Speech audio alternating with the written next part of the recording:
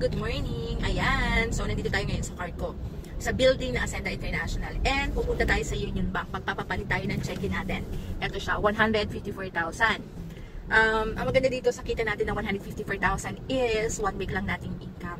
So meron tayong system na ginagawa dito kung paano kumita. So sobrang thankful ako kay Lord kasi in 1 week kumikita tayo ng ganito na pwede mo rin kitain. Kung ikaw ay OFW, seafarer, empleyado, or kahit estudyante. Online, part-time, or full-time, pwede mo itong gawin. So ang pinakamaganda dito, gawin is now na because sayang yung time kasi 2026 is coming now, so matatapos na yung 2025.